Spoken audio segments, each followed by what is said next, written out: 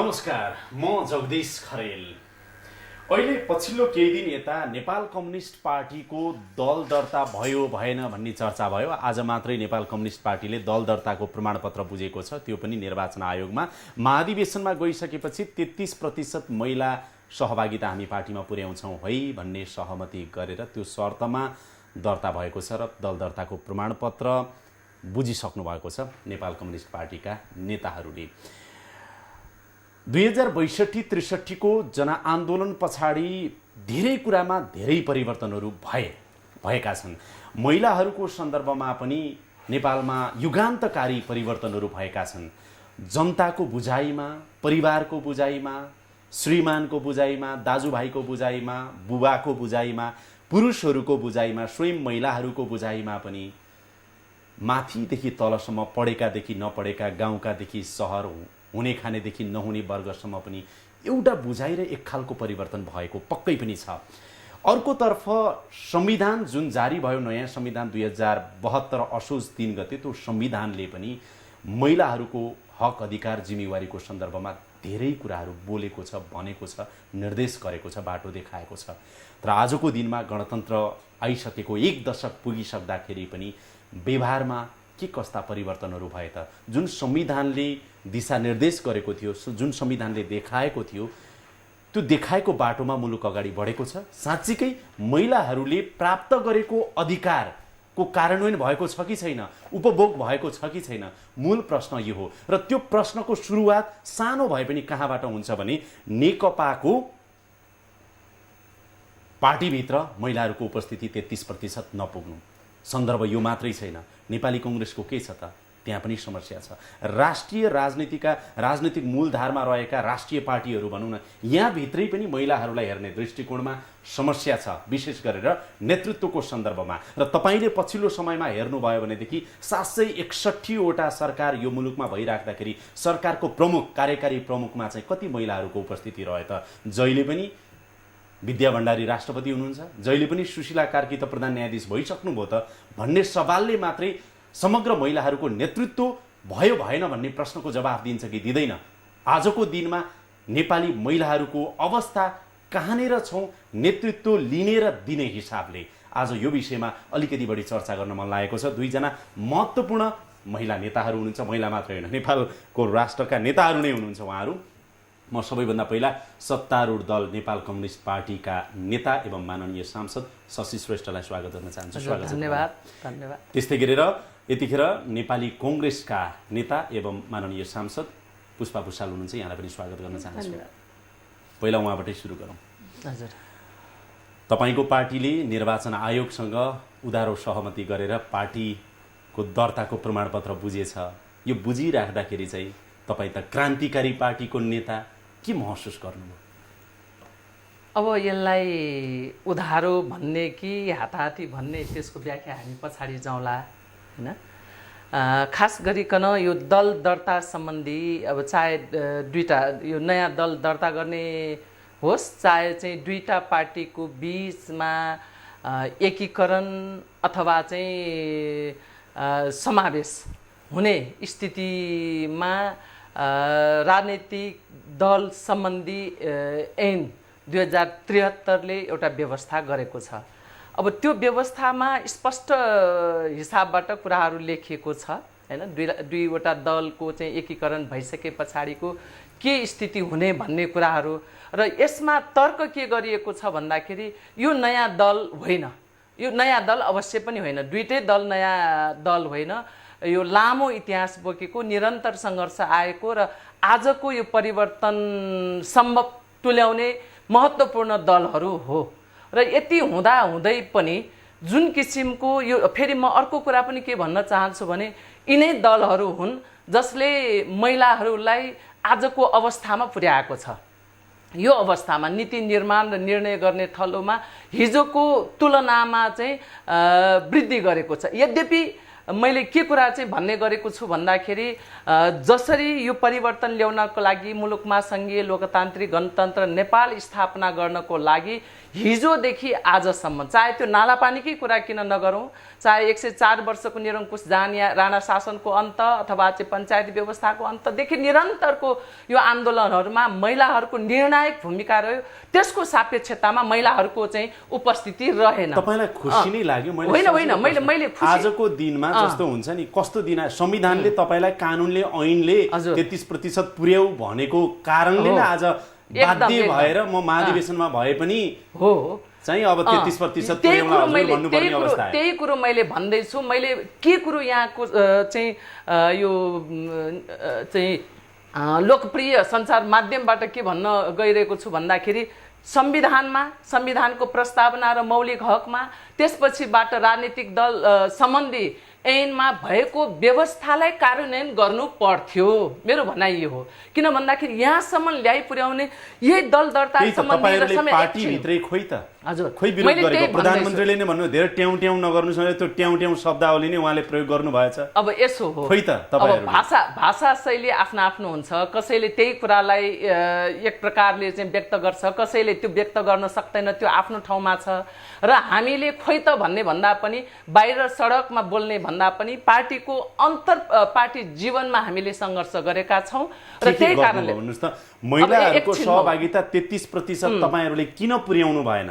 कानुनको पनि कम्तीमा पालना त गर्नु पर्यो भने के गर्नुभयो बुदामा? मैले भन्दैछु, बुदामा भन्नुपर्दा सबभन्दा पहिला हामीले दुईटै अध्यक्षलाई अस्तिको दिन मात्र भेटेर लिखित ध्यानाकर्षण पत्र हामीले पार्टीका चाहिँ केन्द्रीय समितिका सदस्यहरू र चाहिँ सांसदहरू मिलेर ध्यानाकर्षण पत्र बुझायौँ र बुझाइसके पछाडि उहाँहरूले कमिटमेन्ट के गर्नुभयो भन्दाखेरि अहिले हाम्रो नयाँ पार्टी होइन, दुईटा पार्टी मिलेर चाहिँ एकीकरण भएर अहिले नेपाल कम्युनिस्ट पार्टी नेकपा चाहिँ भएको। त्यस कारणले हामीले चाहिँ यो महाधिवेशनमा गर्छौँ, यो महाधिवेशन लामो समय चाहिँ लाग्दैन भनेर उहाँले प्रतिबद्धता जाहेर गर्नुभयो। र त्यसमा पनि हाम्रो मत के थियो भन्दाखेरि त्यो पछाडिको कुरा होइन, हामीले त अहिले मौजुदा स्थितिमा जे कानुन बनाउन पनि त उहाँहरूको महत्त्वपूर्ण हात छ। उहाँहरूको कारण हामी सडकमा मात्र आन्दोलन गरेर सायद उहाँहरूले संसदभित्रबाट अथवा दलहरूले नगरेको भए हुन्न थियो।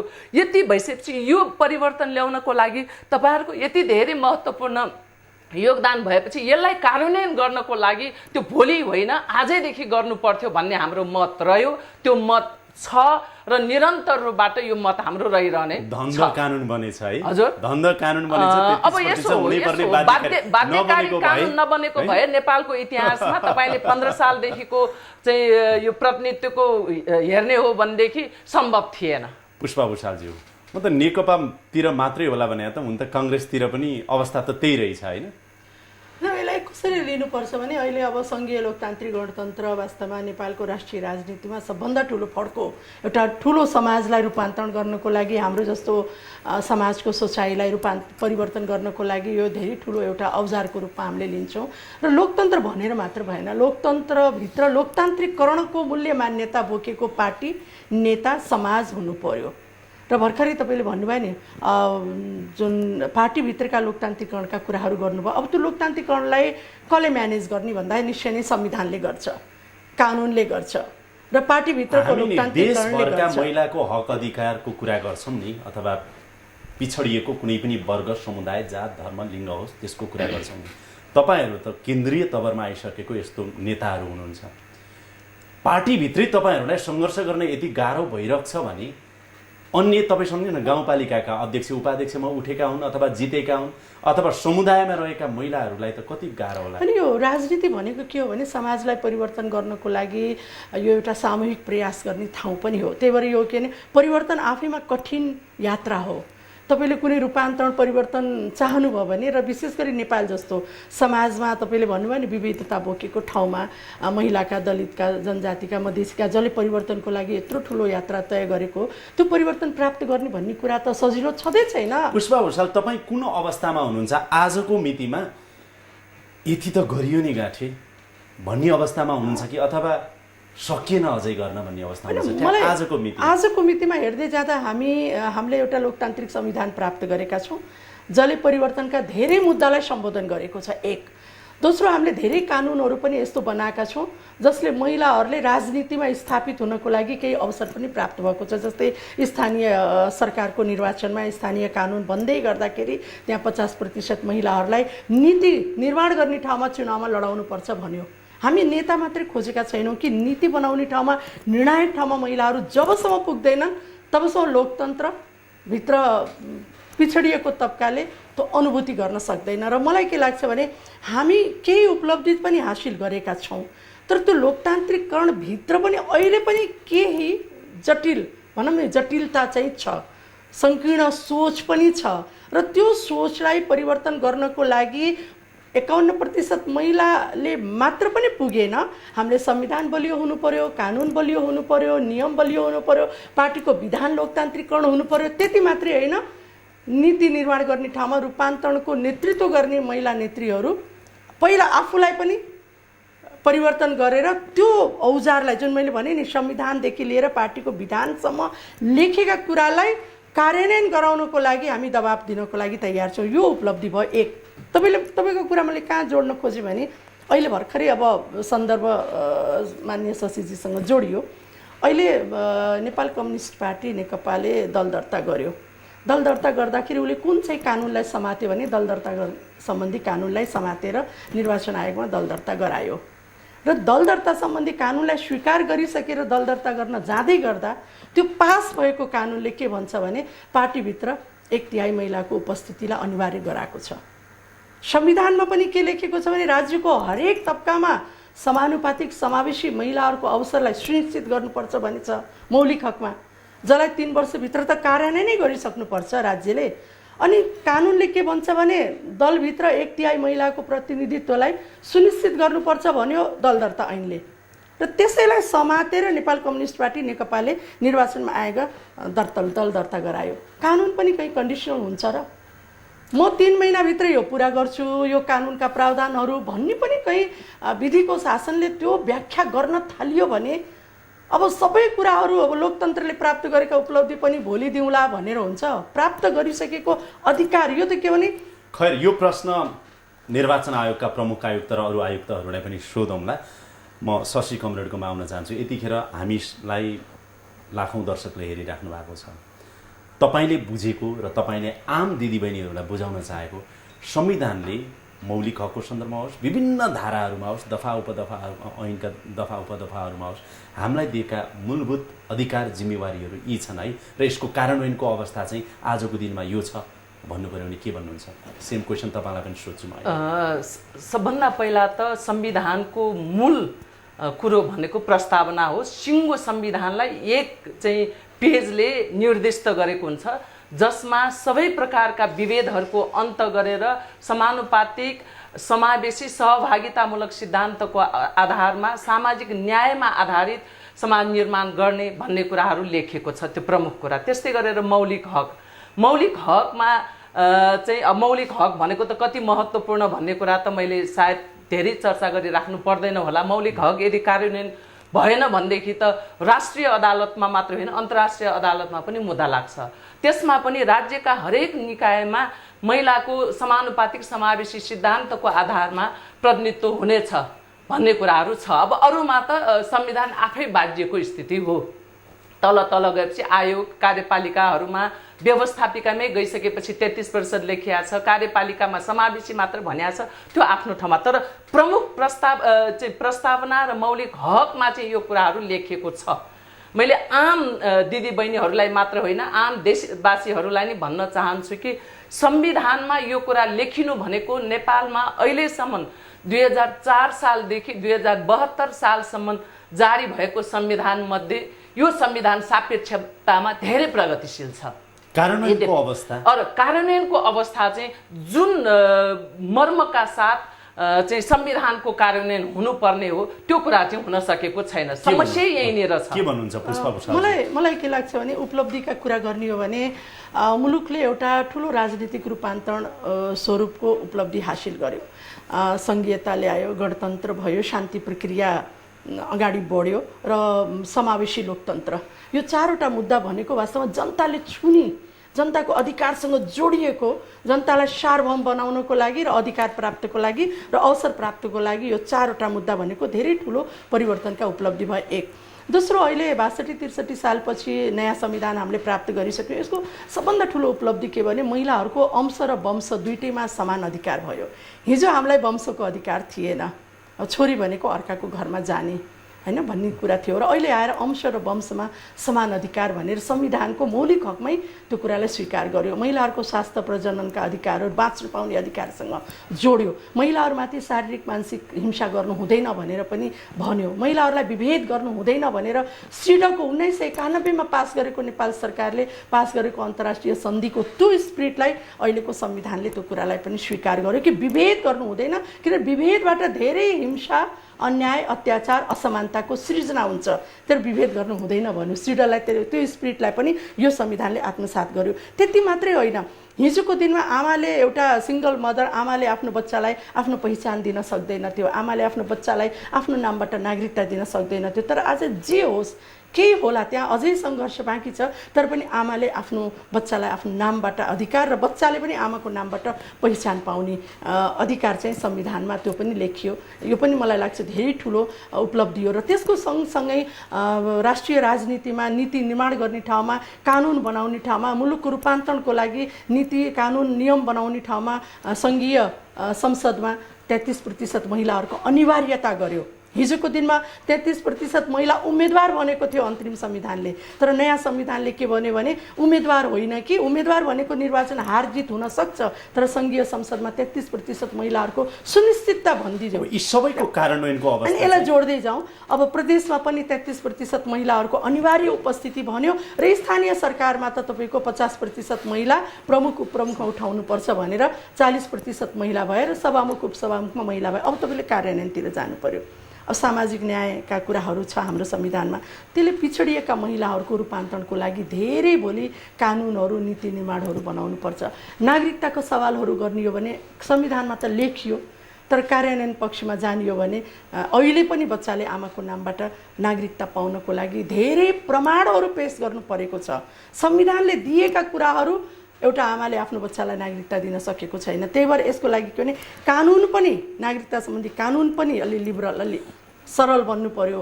र त्यो कार्यान्वयन गर्ने जुन संयन्त्र हो नि, सिडिओ अफिसदेखि लिएर गृह मन्त्रालयदेखि लिएर त्यो संयन्त्र पनि महिला मैत्री हुनु पर्यो।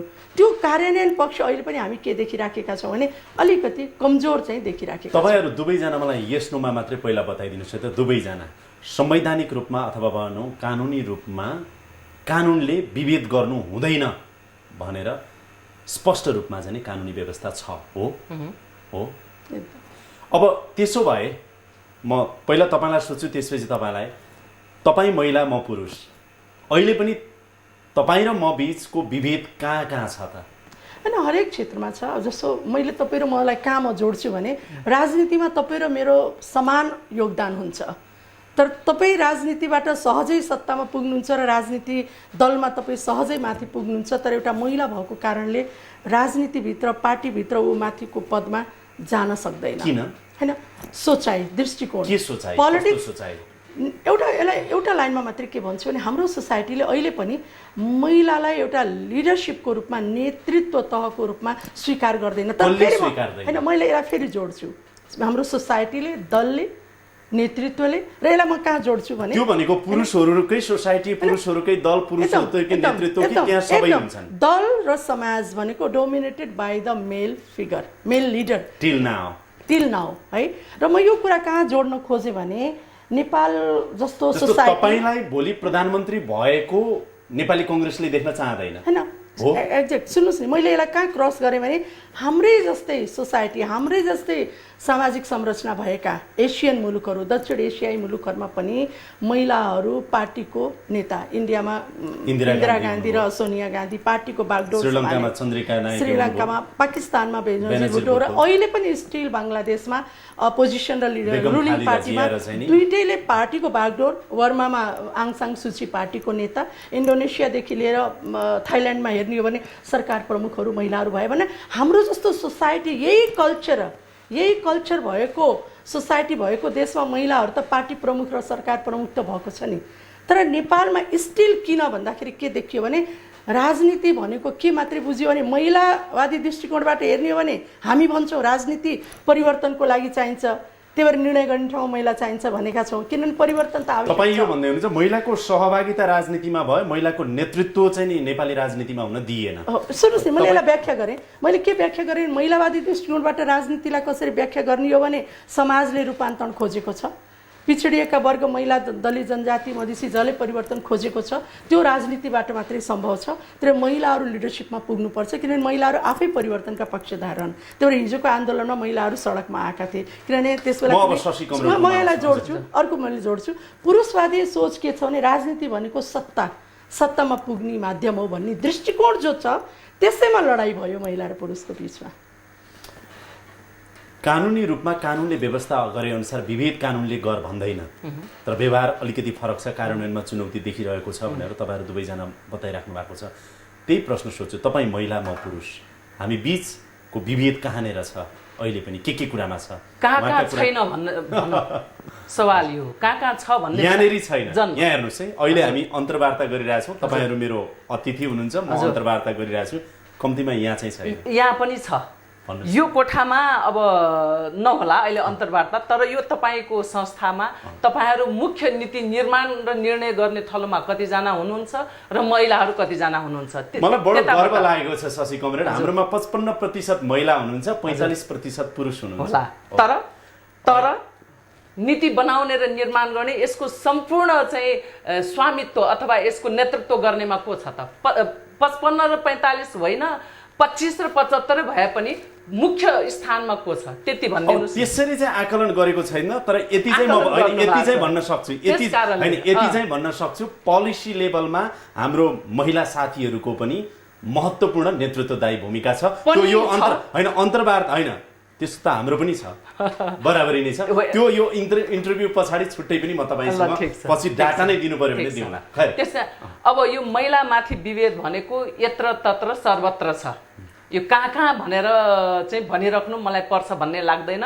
महिलाको जन्मदेखि अथवा जन्म हुनु अगाडिदेखि लिएर समग्र उसको जीवनमा नै विभेद छ, चाहे त्यो आर्थिक क्षेत्रमा होस्, राजनीतिक, सामाजिक। विभेद कसले गर्यो? पुरुषले विभेद म पुरुषले गर्यो भन्दैन, यो सामन्तवादी राज्य व्यवस्थामा आधारित पुरुष प्रधान समाज व्यवस्थाले गर्यो। त्यो सामन्तवाद त हामीले अन्त्य गर्यौं, अस्ति निर्मूल होइन, राजनीतिक उपरि संरचनामा हामीले अन्त गर्यौं, आर्थिक, सामाजिक, सांस्कृतिक क्षेत्रमा राजा हटाएपछि त सबै सामन्तवाद सक्यो भनेको होइन? हुँदैन, सकिएको होइन छ।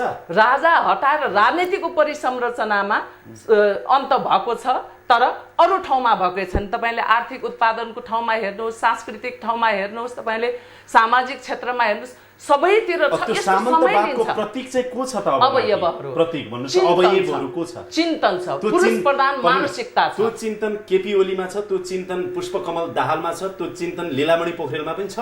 हजुर, त्यो चाहिँ होइन, मैले एकदम बुझेँ त्यो त्यति मात्र होइन, खरेलमा पनि छ, एकदम त्यति मात्र होइन, हामी महिलाहरूमा पनि छ होइन। यो भनेको त्यो व्यक्ति पुरुषमा हुने कि महिलामा हुने भन्ने कुराहरू होइन, पुरुषहरूमा बेसी हुने स्वाभाविक भयो र यो चिन्तन भनेको महिलाहरूमा पनि छ। त्यस कारणले गर्दाखेरि हाम्रो दुश्मन पुरुष होइन, न हाम्रो दुश्मन केपी शर्मा ओली हो, न हाम्रो दुश्मन चाहिँ पुष्पकमल दाहाल प्रचण्ड हो, न त तपाईँ नै हो, पुरुष होइन। हाम्रो दुश्मन को हो त भन्दाखेरि यो चाहिँ पुरुष प्रधान, पुरुषलाई मुख्य भूमिकामा राख्ने र महिलालाई चाहिँ एउटा सहायक भूमिकामा राख्ने जुन खालको चाहिँ सामाजिक संरचना छ, त्यो हो हाम्रो दुश्मन। पुष्पा मान्नेज्यूले भन्नुभयो नि, राजनीतिक नेतृत्वमा पनि महिलाहरूलाई आउन सक्ने अवस्थै सृजना भएन, कयौं कुराहरूमा नेतृत्व ल्याउन नचाहने अवस्था देखियो भन्ने तपाईलाई पनि त्यो फिल गर्नु? एकदम यो मुख्य कुरो मैले अहिले भर्खरै भनिहालेँ नि,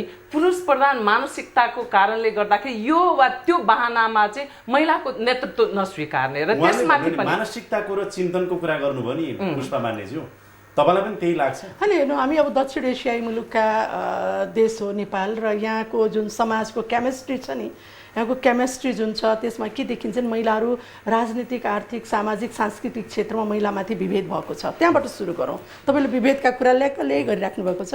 मैले आर्थिक रूपबाट कसरी व्याख्या गर्छु भने, हाम्रो देशमा 2/3 महिलाहरू कृषि क्षेत्रमा, गैर सरकारी क्षेत्रमा काम गर्छन् र यति लामो उनीहरूको अवधि उनीहरूले काम गर्छन्, त्यो कामको कुनै पनि मूल्याङ्कन छैन।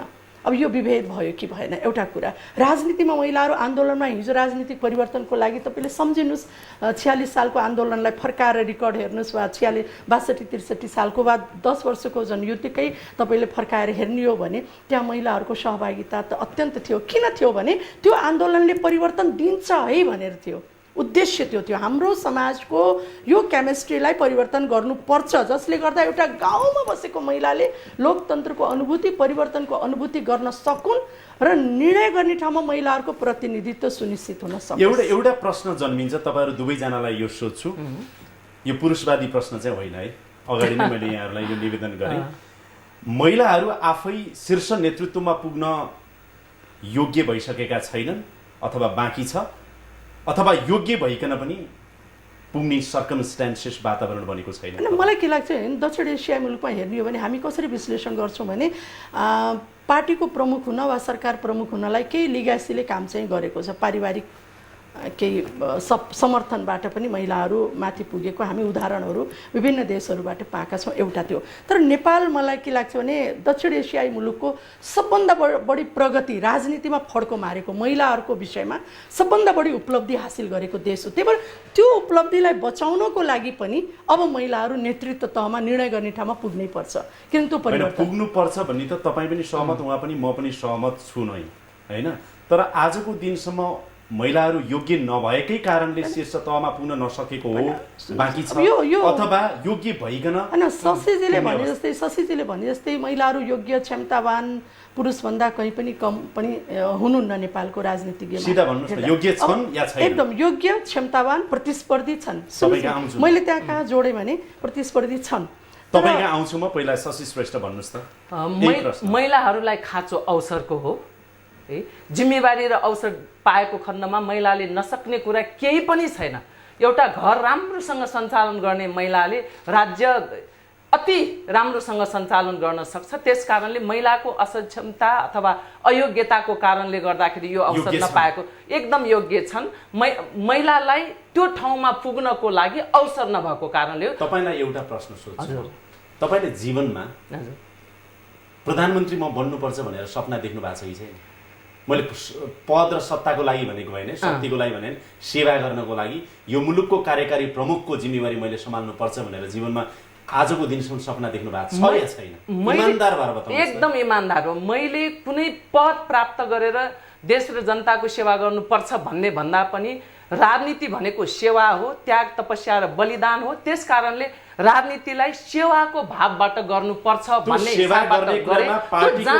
त्यो सेवा गर्ने कुरामा पार्टीको अध्यक्ष म बन्नुपर्छ अथवा देशको प्रधानमन्त्री बन्नुपर्छ र मुलुकको सेवा गर्नुपर्छ भन्ने कहिले आयो? मैले त्यसरी कहिले पनि सोचिनँ। मैले के सोचेँ भने पार्टीले र चाहिँ सिङ्गो जनताले, देशले चाहिँ तँलाई चाहिँ यो जिम्मेवारी भनेर कुनै पनि जिम्मेवारी दिन्छ भनेदेखि त्यो जिम्मेवारी वहन गर्न म तयार छु, कुनै पनि खालको। तर म यो गर्नुपर्छ। मान्यज्यू, कयौं जिम्मेवारी तपाईहरुकै भाषा प्रयोग गर्दा कयौं जिम्मेवारी अर्काले दिएर मात्र हैन, खोसेर लिनुपर्छ भनेर तपाईहरु स्पिच दिनुहुन्छ नि? एकदमै हो नि। के लिनुपर्छ?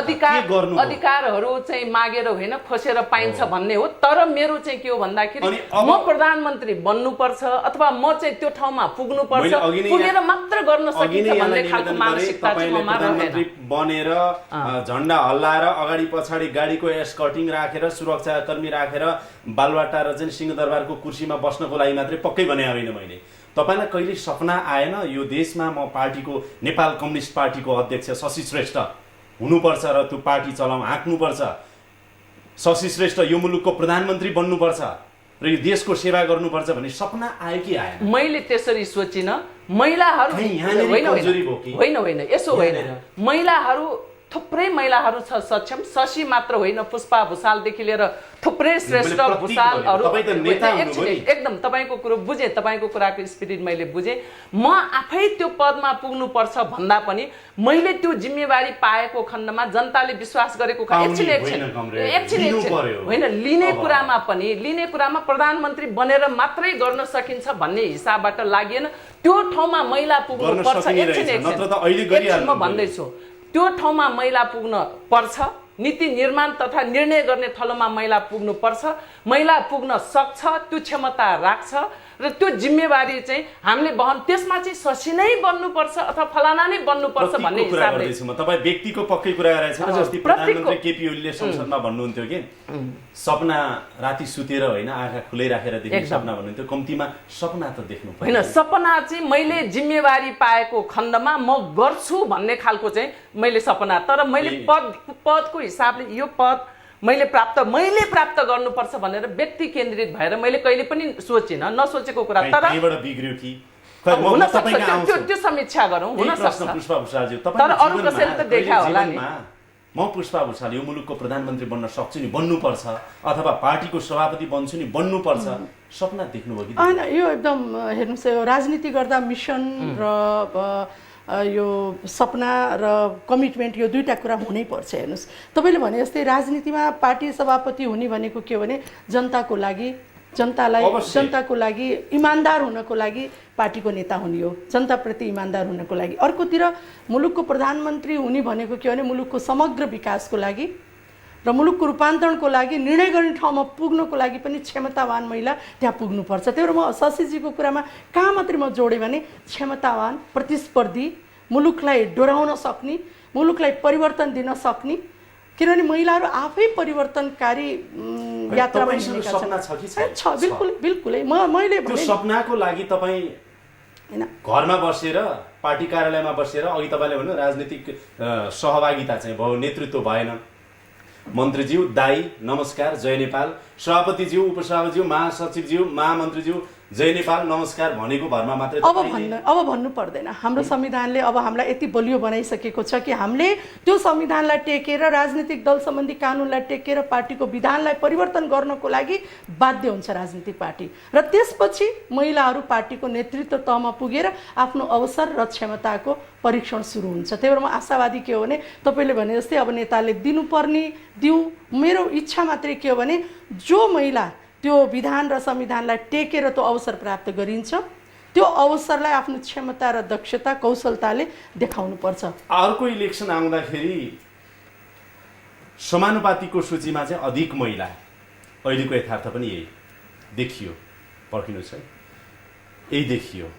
अर्को चुनावमा आउँदाखेरि समानुपातिको सूचीमा पुरुष अथवा अरू कुनै परेछन्, प्रत्यक्षबाट त जितेर धेरै महिलाहरू पो आएछन् भन्ने दिन पनि देखियो। होइन, हिजोको दिन सम्झिनुहोस् नि, 62-63 पछि अन्तरिम संविधान बन्यो, अनि त्यसबेला महिलाहरू निर्वाचनमा 33% महिलाहरू उभिने भन्ने बित्तिकै हरेक पार्टीले 24 देखि 26 जना महिलाहरू उठाउन बाध्य भयो, र त्यसबेला तपाईँ 10% भन्दा बढी महिलाहरू त चुनाव जितेरै आएका थिए नि। त्यो पनि स्मरण गर्नुहोस् नि, किन महिलाहरू चुनाव, सुन्नुहोस् नि, महिलाहरू चुनाव जित्न सक्दैनन् भन्ने यो मानसिकताबाट बाहिर हुनको लागि त पहिलो संविधान सभाले त्यसलाई पुष्टि गरिसकेको छ नि। अब तपाईँले महिला चुनाव जित्न सक्दैनन् भन्न मिल्दैन, तर निर्वाचन वातावरण महिला मैत्री हुनुपर्छ, त्यो धेरै ठुलो बहसको विषय छ। र दोस्रो, अहिलेको संविधानले के परिवर्तन ल्याइदियो भने 33% महिलाको उपस्थिति नै सदनभित्र हुनु पर्दछ, चाहे समानुपातिकबाट होस् चाहे प्रत्यक्ष निर्वाचनबाट होस्। म शशी कमरेड, प्रत्यक्षबाट जितेर महिलाहरू चाहिँ नि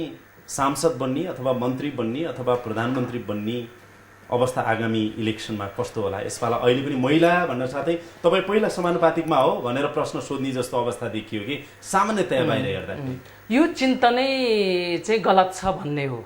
किनभने हाम्रो देशले अब यसमा चाहिँ समय थोरै लिला होइन, विश्वमा यो निर्वाचन प्रणाली कति प्रकारका छन् भन्ने कुरा बुझ्नु पर्यो। त्यो निर्वाचन प्रणाली, सबै निर्वाचन प्रणाली आफ्नो ठाउँमा आफ्नो देशको आवश्यकताले चाहिँ अवलम्बन गरेका छ, उत्तिकै महत्त्वपूर्ण छ। र हाम्रो देशको सन्दर्भमा कुरा गर्ने हो भने हामीले मिश्रित निर्वाचन प्रणाली अवलम्बन गर्यौँ। त्यो मिश्रित निर्वाचन प्रणाली अन्तर्गत पहिलो हुने निर्वाचित हुने निर्वाचन प्रणाली र समानुपातिक दुईटैको उत्तिकै महत्त्व हो। जुन हिसाबले यहाँ वर्गीकृत गर्यो त्यो दृष्टिकोणै गलत हो भन्ने एउटा कुरा। अझ त्यसमाथि पनि मेरो त चाहिँ जिकिर के छ भन्दाखेरि समानुपातिक निर्वाचन प्रणाली भनेको त दलको घोषणापत्र, उसको नीति कार्यक्रमलाई लिएर पार्टीलाई भोट दिने हो, त्यहाँ कुनै पनि खालका चलखेलहरू हुँदैनन्। त्यस कारणले त त्यो त झन् महत्त्वपूर्ण कुराहरू हो र यसलाई वर्गीकृत जुन गरेको छ त्यो चिन्तनै गलत हो। तपाईहरूले चाहिँ यो कुरालाई अलिकति साफ गर्नुपर्छ भन्ने लाग्छ निर्वाचन प्रणालीको सम्बन्धमा। र अर्को कुरो के हो भने तपाईँको कुरासँग कुरासँग म जान चाहेँ। अब हामी म के कुरामा विश्वास गर्छु भने प्रतिस्पर्धा भनेको समान हैसियतहरूको बीचमा हुन्छ कि हामी महिलाहरूलाई कसरी पछाडि पारियो, हामी पछाडि परेकाहरू होइन, महिला मात्र होइन अरू समुदाय पनि छन् पछाडि पारियो। त्यो पछाडि पारेको कारणले गर्दाखेरि समान अवस्थामा पुग्नको लागि केही समय त उनीहरूलाई त्यो स्थिति सकारात्मक विभेद त्यसै भनेको होइन नि त। संविधानमै त्यो कुराहरू लेखिएको छ होइन, विशेषाधिकारका कुराहरू लेखिएको छ, त्यो किन भनियो भन्ने कुराहरू पनि हामी स्पष्ट हुनु जरुरी छ। त्यसकारण म सिद्ध्याउँछु। त्यस कारणले गर्दाखेरि निर्वाचन मेरो विचारमा अबको निर्वाचन हामी अघि अनौपचारिक रूपमा पनि कुरा गर्दै थियौँ कि अब हामी निर्वाचन क्षेत्र छुट्याइयोस्, हामी प्रत्यक्ष रूपबाट लड्छौँ। शीर्ष नेताहरू एउटा चाहिँ निर्वाचन क्षेत्र ओगटेर बस्ने होइन, उहाँहरू मेची महाकाली हिमाल पहाड तराई सबैतिर चाहिँ पुग्नु पर्दछ। उहाँहरू समानुपातिक, किन पार्टीको चाहिँ आफ्नो घोषणा पत्र निर्वाचन बहस पक्कै पनि गर्नुपर्ने त्यो हिसाबबाट जानु पर्दछ भन्ने हो, त्यो होइन। यो कुरा यो स्पष्ट हुनै पर्दछ। त्यसकारणले समानुपातिक। तर यसमा थप के छ भने मेरो आफ्नो व्यक्तिगत अनुभव पनि यो पोलिटिकल ट्रान्सफर्मेसन जति सजिलो भइरहेको छ नि हाम्रो मुलुकमा, सोसल ट्रान्सफर्मेसन साँच्चीकै कठिन छ र गाह्रो पनि छ। त्यसभित्रको अघि तपाईँले चिन्तन भन्नु पनि, मानसिकता भन्नु पनि, यसमा परिवर्तन आउन कहिलेकाहीँ चाहिँ एउटा पुस्ता नै पनि लाग्नुपर्ने रहेछ अथवा एउटा दशक पनि लाग्नुपर्ने रहेछ। त्यो आफ्नो ठाउँमा छँदैछ। म अब अन्तिममा आएकोले म तपाईँलाई सोध्छु, गाउँ तहदेखि परिवारमा आमाको नेतृत्व, समुदायमा समुदायको नेतृत्व, स्थानीय तहको नेतृत्व, हरेक क्षेत्रमा होस् र प्रधानमन्त्रीसम्म पनि महिलाहरू नेतृत्वमा आउने वातावरण कसरी बन्न सक्छ र जबरजस्त रूपमा महिलाहरू कसरी अगाडि बढ्नुपर्छ? छोटो प्रश्नको छोटो उत्तर दिनु। सबभन्दा पहिला मैले कहाँ जोड्न खोजेँ भने एउटा घर परिवार चलाउनको लागि आमाले सबभन्दा महत्त्वपूर्ण भूमिका खेलेको देखिन्छ। तपाईँ आमा समूह हेर्नुहोस्, उपभोक्ता समिति हेर्नुहोस्, विभिन्न समितिमा महिलाको उपस्थिति अत्यन्त इमान्दार र विकास प्रेमी भएको देखिन्छ। त्यसबाट पनि के पुष्टि हुन्छ नि महिलाहरू विकास प्रेमी हुन् एउटा। दोस्रो कुरा मैले फेरि पनि कहाँ जोड्न खोजेँ भने भोलिको दिनमा महिलाहरूलाई उहाँले निर्वाचन क्षेत्रको कुरा गर्नुभयो भने दुईवटा कुरा जोड्छु। अहिलेको निर्वाचन प्रणाली महिला मैत्री छैन। अहिलेको जुन निर्वाचन देखिन्छ, नै मैले यसलाई कहाँ जोड्न खोजेँ भने भोलिको दिनमा महिला निर्वाचन क्षेत्र कायम गर्ने बित्तिकै निर्वाचनका खर्चदेखि लिएर निर्वाचन प्रणाली सहज गर्ने र महिलाको नेतृत्व स्थापित गर्नको लागि अत्यन्त राम्रो माध्यम बन्छ। त्यसको लागि हामी अगाडि बढ्नुपर्छ। र तेस्रो तपाईँले के भन्नुभयो भने अहिले स्थानीय सरकारमा महिलाहरूले उपसभामुख उपाध्यक्ष बढीभन्दा बढी प्राप्त गरेकोले मलाई आशा के छ भने उहाँहरूलाई जुन फरक जिम्मेवारी दिएको छ नि, अहिले त उपाध्यक्ष र उपप्रमुख भनेको आफ्नो नेतृत्वलाई स्थापित गर्ने अवसर हो, किनभने त्यहाँ न्यायिक समितिको अध्यक्ष बनाएको छ। तर मलाई आशा के छ भने यो 5 वर्षमा उहाँहरूले परिवर्तन आफ्नो नेतृत्वलाई स्थापित गरेर। म यही प्रश्न तपाईँसँग छोटोमा बताइदिनुहोस्, कसरी महिलाको नेतृत्व माथि ल्याउने? महिलाको नेतृत्व माथि ल्याउनको लागि सबैभन्दा पहिला त राजनीतिक दल र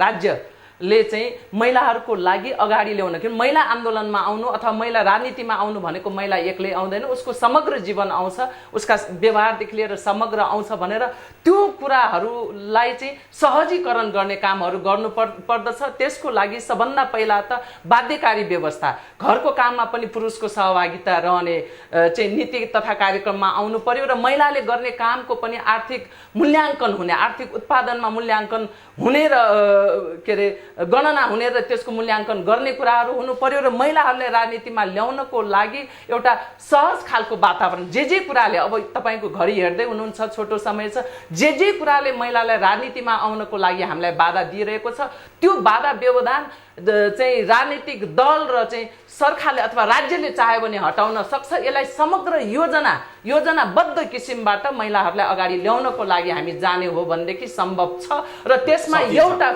एउटा कुरा भन्छु, र महिलाहरूको यो एकदमै प्रमुख कुरा छ, महिलाहरूको बच्चा जन्माउने र हुर्काउने जुन सामाजिक र प्राकृतिक चाहिँ काम छ, त्यसको उत्पादन प्रणालीको चाहिँ अनिवार्य प्रक्रियाको रूपमा मूल्याङ्कन गर्ने हो भनेदेखि महिला अगाडि जान सक्छ। म यहाँ दुवैजनालाई धन्यवाद दिन चाहन्छु आजको यो कार्यक्रममा आइदिनु भयो।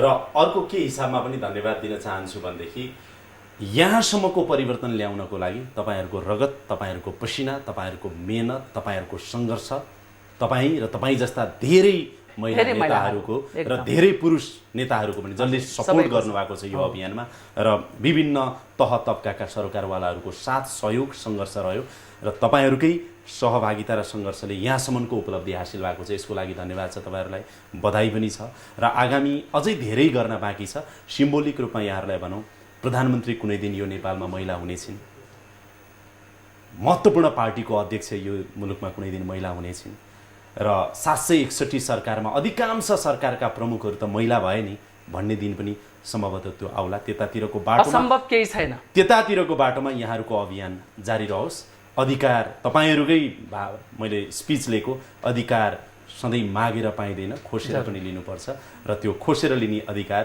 सबै मैत्री हुनुपर्छ, जनता मैत्री हुनुपर्छ। यसको लागि शुभकामना दिँदै यो समय अनि संवादका लागि दुवैजनालाई धन्यवाद छ। धन्यवाद। हवस् त, यसका साथै अहिलेको लागि यो कार्यक्रम यहीँ बिट मार्ने अनुमति चाहन्छु। कार्यक्रम युनिटका सम्पूर्ण सहकर्मीहरूको साथमा मलाई पनि बिदा दिनुहोस्। नमस्कार।